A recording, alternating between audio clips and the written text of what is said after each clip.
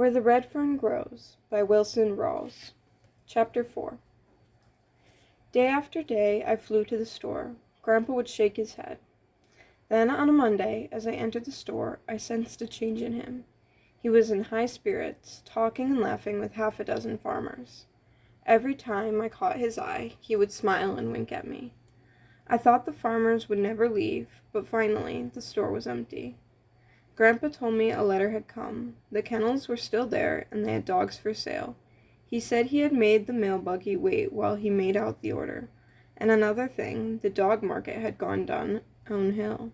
The price of dogs had dropped $5. He handed me a $10 bill. Now, there's still one stump in the way, he said. The mail buggy can't carry things like dogs, so they'll come as far as the depot at Tahlequah. But you'll get the notice here because I ordered them in your name. I thanked my grandfather with all my heart and asked him how long I'd have to wait for the notice. He said, I don't know, but it shouldn't take more than a couple of weeks. I asked how I was going to get my dogs out from Tahlequah. Well, there's always someone going in, he said, and you could ride in with them. That evening the silence of our supper was interrupted when I asked my father this question. Papa, how far is it to Kentucky? I may as well have exploded a bomb. For an instant there was complete silence, and then my oldest sister giggled. The two little ones stared at me. With a half-hearted laugh, my father said, Well now, I don't know, but it's a pretty good ways. What do you want to know for? Thinking of taking a trip to Kentucky? No, I said, I just wondered. My youngest sister giggled and asked, Can I go with you? I glared at her. Mama broke into the conversation. I declare, what kind of question is that? How far is it to Kentucky? I don't know what's gotten into that mind of yours lately. You go around like you were lost and you're losing weight. You're as skinny as a rail, and look at that hair. Just last Sunday they had a hair cutting over at Tom Rollins' place, but you couldn't go. You had to go prowling around the river and the woods. I told Mama that I'd get a haircut next time they had a cutting. And I just heard some fellows talking about Kentucky up at the store and wondered how far away it was. Much to my relief, the conversation was ended. The days dragged by. A week passed, and still no word about my dogs. Terrible thoughts ran through my mind. Maybe my dogs were lost. The train had a wreck. Someone stole my money, or perhaps the mailman lost my order. Then, at the end of the second week, the notice came. My grandfather told me that he had talked to Jim Hodges that day. He was going into town in about a week, and I could ride in with him to pick up my dogs. Again, I thanked my grandfather. I started for home, walking along, deep in thought. I decided it was time to tell my father the whole story. I fully intended to tell him that evening. I tried several times, but somehow I couldn't. I wasn't scared of him, for he never whipped me. He was always kind and gentle, but for some reason, I don't know why, I just couldn't tell him. That night, I snuggled deep into the soft folds of a feather bed. I lay thinking. I had waited so long for my dogs, and I so desperately wanted to see them and hold them. I didn't want to wait a whole week. In a flash, I made up my mind. Very quietly, I got up and put on my clothes. I sneaked into the kitchen and got one of Mama's precious flour sacks. In it, I put 6 eggs, some leftover cornbread, a little salt, and a few matches. Next, I went to the smokehouse and cut off a piece of salt pork. I stopped at the barn and picked up a gunny sack. I put the flour sack inside the gunny sack. This I rolled up and crammed lengthwise in the bib of my overalls. I was on my way. I was going after my dogs. Tahlequah was a small country town with a population of about 800. By the road, it was 32 miles away, but as the crow flies, it was only 20 miles. I went as the crow flies, straight through the hill. Although I had never been to town in my life, I knew what direction to take. Tahlequah and the railroad lay on the other side of the river from our place. I had the Frisco Railroad on my right, and the Illinois River on my left. Not far from where the railroad crossed the river lay the town of Tahlequah. I knew if I bore to the right, I would find the railroad, and if I bore to the left, I had the river to guide me. Sometime that night, I crossed the river on a riffle somewhere in the Dripping Springs country. Coming out of the river bottoms, I scadded up the long hogback ridge and broke out on top of in the flats. In a mile-eating trot, I moved along.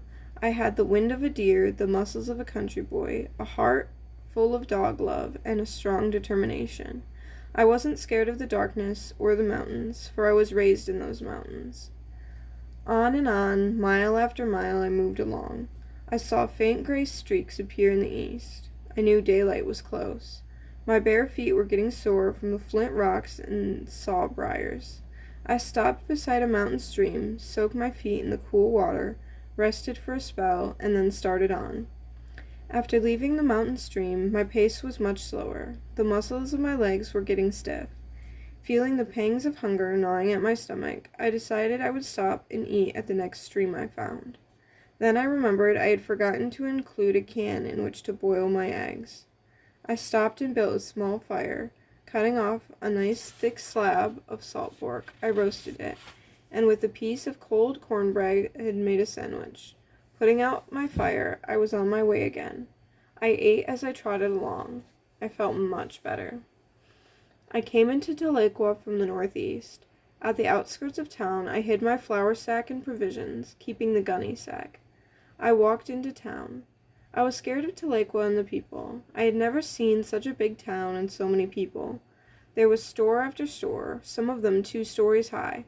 The wagon yard had wagons on top of wagons, teams, buggies, and horses. 2 young ladies about my age stopped, stared at me, and then giggled. My blood boiled, but I could understand. After all, I had 3 sisters. They couldn't help it because they were women folks. I went on. I saw a big man coming up the street. The bright, shiny star on his vest looked as big as a bucket. I saw the long, black gun at his side, and I froze in my tracks. I'd heard of sheriffs and marshals, but I had never seen one. Stories repeated about them in the mountains told how fast they were with a gun, and how many men they had killed. The closer he came, the more frightened I got. I knew it was the end for me. I could just see him aiming his big black gun, shooting me between the eyes. It seemed like a miracle that he passed by, hardly glancing at me. Breathing a sigh, I walked on, seeing the wonders of the world. Passing a large store window, I stopped and stared. There in the window was the most wonderful sight I had ever seen. Everything under the sun. Overalls, jackets, bolts of beautiful cloth, new harnesses, collars, bridles. And then my eyes did pop open. There were several guns, and one of them had 2 barrels. I couldn't believe it. 2 barrels. I had seen several guns, but never one with 2 barrels. Then I saw something else. The sun was just right, and the plate glass was a perfect mirror. I saw the full reflection of myself for the first time in my life. I could see that I did look a little odd. My straw-colored hair was long and shaggy, and was bushed out like a corn tassel that had been hit by a wind. I tried to smooth it down with my hands. This helped some, but not much. What it needed was a good combing, and I had no comb. My overalls were patched and faded, but they were clean. My shirt had pulled out. I tucked it back in.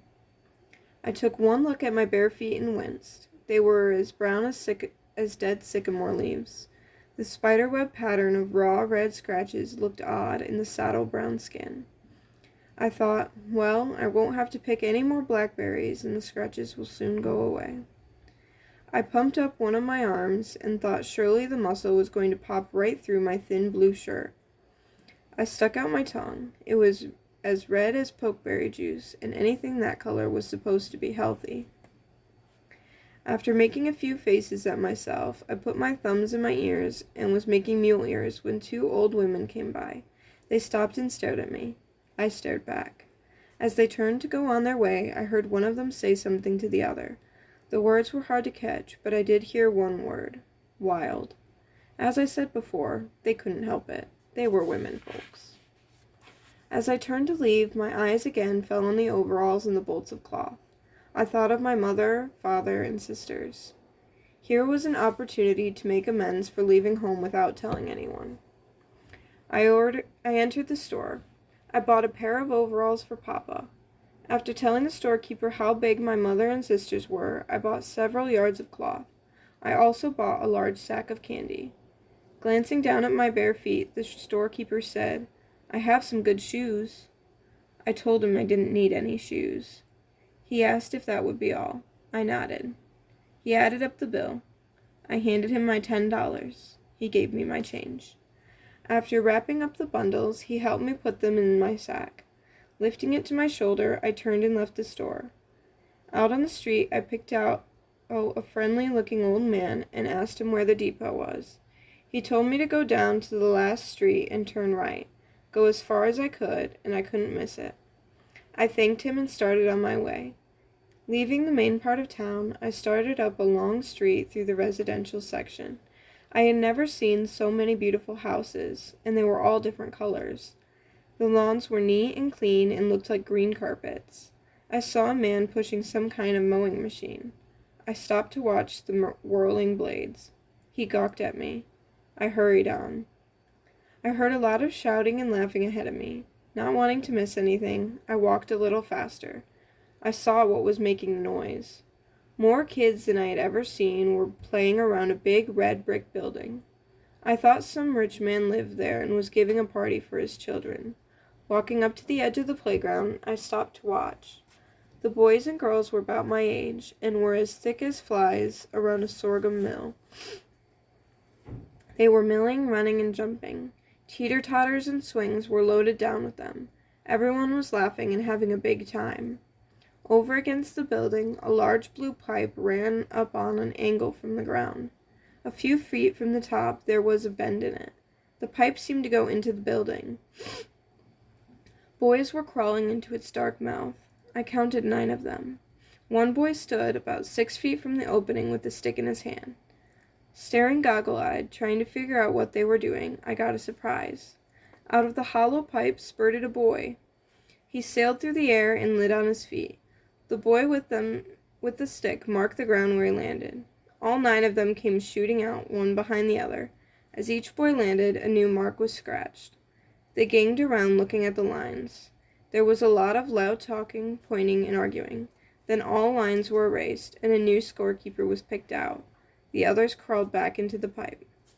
I figured out how the game was played. After climbing to the top of the slides, the boys turned around and sat down. One at a time, they came flying down and out, feet first. The one that shot out the furthest was the winner. I thought how wonderful it would be if I could slide down just one time. One boy, spying me standing on the corner, came over.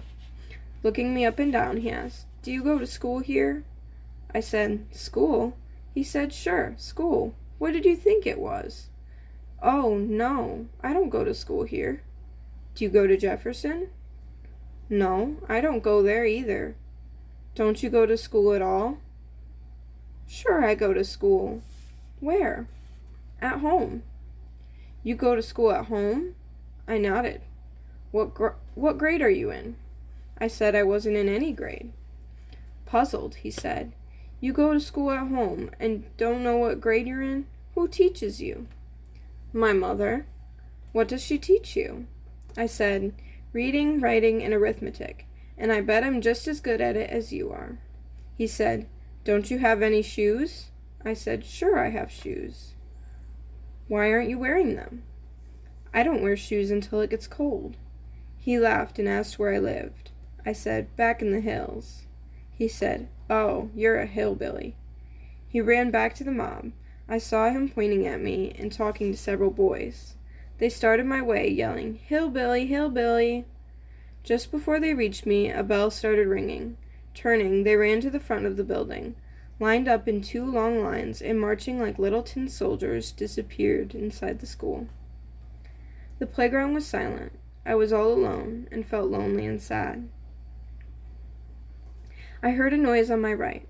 I didn't have to turn around to recognize what it was. Someone was using a hoe. I'd know that sound if I heard it on a dark night. It was a little old white-headed woman working in a flower bed. Looking again at the long blue pipe, I thought, there's no one around. Maybe I could have one slide anyway. I eased over and looked up into the dark hollow. It looked scary, but I thought of all the other boys I had seen crawl into it. I could I could see the last mark on the ground and thought, I bet I can beat that. Laying my sack down, I started climbing up. The farther I went, the darker and more scary it got. Just as I reached the top, my feet slipped. Down I sailed. All the way down, I tried to grab onto something, but there was nothing to grab. I'm sure some great champions had slid out of that pipe, and no doubt more than one world record had been broken. But if someone had been there the day when I came out, I know the record I set would stand today in all its glory. I came out just like I went in, feet first and belly down. My legs were spread like a bean shooter stalk. Arms flailing the air, I zoomed out and up. I seemed to hang suspended in the air at the peak of my climb. I could see the hard-packed ground far below. As I started down, I shut my eyes and gritted my teeth. This didn't seem to help. With a splattering sound I landed. I felt the air whoosh out between my teeth. I tried to scream, but I had no one left to make a sound.